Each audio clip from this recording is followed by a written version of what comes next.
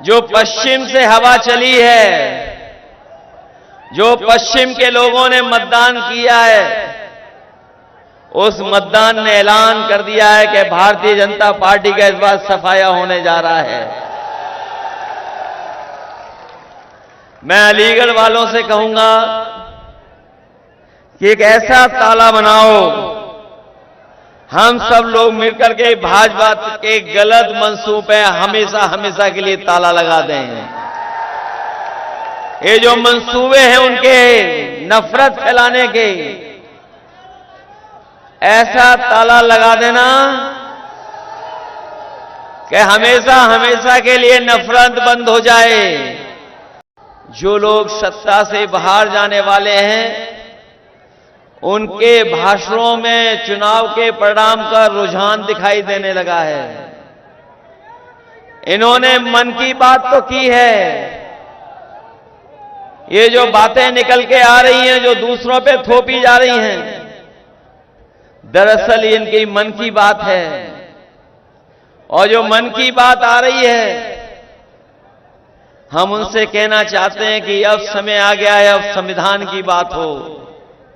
ये जो गारंटी देते घूम रहे हैं, ये गारंटी उसी तरह की है जैसे कोरोना में हमसे और ताली थाली बजवाई थी। ये लोगों को गारंटी नहीं, घंटी दे दी है कि जाओ बजाते रहो। जो ये गारंटी है, जुमले से 10 साल लंबी है। 10 साल पहले जुमला था और अब गारंटी आई है। इसलिए मैं आपसे अपील करने आया हूं, जब हम और आप लोग मतदान करें तो हम लोग सावधान भी रहें। आज मैं आपसे पूछना चाहता हूं, यही सरकार है जिसने कहा था हम किसानों की आय दोगुनी कर देंगे। अभी आप लोग गेहूं काट करके गेहूं बाजार ले गए होंगे। क्या सरकार ने आपकी लागत और हमारे किसानों को जो लाभ मिलना चाहिए था, क्या लाभ मिल गया किसानों को? लागत के हिसाब से क्या हमारे किसानों की आय दोगुनी हो गई? और ये जो दिल्ली वाले और लखनऊ वाले लंबे लंबे भाषण दे रहे हैं, मैं अपने किसान भाइयों से कहना चाहता हूं, ये सरकार वो है जिस सरकार में पिछले 10 साल में जो सरकारी आंकड़ा बताता है, एनसीआरबी का आंकड़ा बताता है, गरीबी के कारण और हमारे किसान अपनी परेशानी के कारण 1 लाख किसान ने आत्महत्या कर ली। क्या जवाब है सरकार के पास? कोई जवाब है सरकार के पास? पुलिस भर्ती को लेकर के जब हमारे नौजवान तैयारी कर करके गए, उन्हें लगा कि उनका भविष्य बन जाएगा, उन्हें नौकरी मिल जाएगी सरकारी। सरकार ने भरोसा दिलाया कि हमने पूरा इंतजाम किया है सुरक्षा का, कोई पेपर लीक नहीं होगा।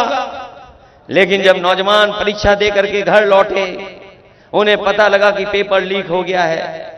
कुछ लोगों को पेपर पहले ही मिल गया था, सरकार घबरा गई। अगर लाखों नौजवानों को 100 में से 100 नंबर मिल गए, पूरे के पूरे नंबर मिल गए, तो कैसे नौजवानों को नौकरी देंगे? इस घबराहट के कारण वो नौजवान चाहता था कि परीक्षा कैंसिल हो। इनका पेपर लीक हुआ, परीक्षा कैंसिल हो गई। सोचिए नौजवान साथियों, आपका 1/3 जीवन इस सरकार ने बर्बाद किया है। बताओ, 1/3 जीवन इस सरकार में बर्बाद हो गया, आपका कि नहीं बर्बाद हो गया? आपका जीवन से खिलवाड़ करने का काम अगर कोई कर रहा तो ये सरकार कर रही है। इनकी नीयत नहीं है नौकरी देने की, और अगर नीयत नौकरी की होती तो बताओ अग्निवीर जैसी व्यवस्था लागू करती है सरकार। मैं अपने नौजवानों को कह के जा रहा हूं, समाजवादी पार्टी और इंडिया गठबंधन ने तय कर लिया है, हमारे नौजवानों ने जो खोया है, केवल खोई नहीं है नौकरी, मैंने पहले भी कहा 1/3 जीवन बर्बाद किया है। मैं अपने नौजवानों से कहना चाहता हूं, जो फौज की भर्ती में जाना चाहते थे और सम्मान की नौकरी करना चाहते थे। इंडिया गठबंधन और समाजवादियों की सरकार बनेगी, पहले जैसी नौकरी, पक्की नौकरी देने का काम भी समाजवादी और इंडिया गठबंधन करने का काम करेगा। और जो लोग कहते थे 1 डिस्ट्रिक्ट 1 प्रोडक्ट, बताओ हमारे अलीगढ़ के कारखाने वालों को क्या लाभ मिला है 1 डिस्ट्रिक्ट 1 प्रोडक्ट में? कोई लाभ मिला हो? कोई बड़ा कारखाना इन्होंने लगाया हो? तो इसलिए सावधान रहिए और मतदान करना, ये बीजेपी वालों से बहुत सावधान रहना है। इनकी जो पहचान बनी है वो झूठ और लूट की बनी है पहचान। बीजेपी वालों ने पूरे अपराधियों का और भ्रष्टाचारियों का सबसे बड़ा गोदाम बनवा लिया है भारतीय जनता पार्टी ने। जितने भी भ्रष्टाचारी हैं, अपराधी हैं, सब इनकी गोदाम में पहुंच गए हैं, भारतीय जनता पार्टी की गोदाम में। इनका इलेक्टोरल बॉन्ड ने बैंड बजा दिया और इनकी बोलती बंद करा दी। कोई चंदा 1000 करोड़ देगा? कल्पना करिए आप, सोचिए आप कैसे चंदा लिया गया है।